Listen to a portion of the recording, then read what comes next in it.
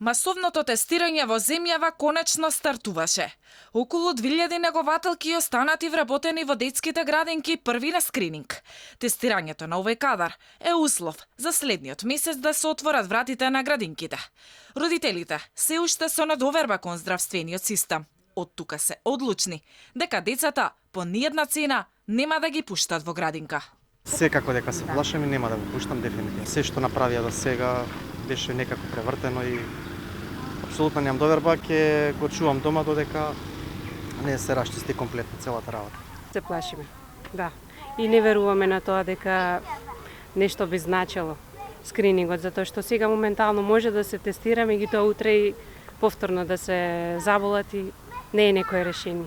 На родителите кои мораат да тргнат на работа со олабавувањето на мерките, единствено чаре им останува помошта од бабите и дедовците. Еве ги дечињата се дома со мене.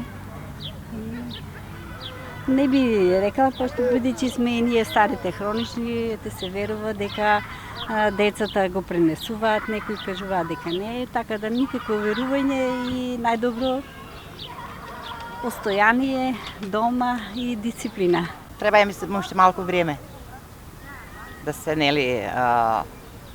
тоа среди. Дневно ќе се земаат по 100 брисеви, кои ќе се тестираат во лабораторијата во Ману, а скринингот на негователките, според министерот Филипче, се очекува да заврши за околу 2 недели. Скринингот на негователките отвара друга дилема. Дали власта брза да ги отвори градинките, за да ја покаже на јавноста дека животот се враќа во нормала.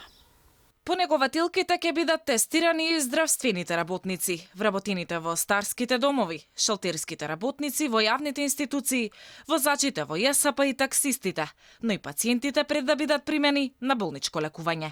Сите ќе бидат тестирани за присуство на вирусот со молекуларните ПСР тестови.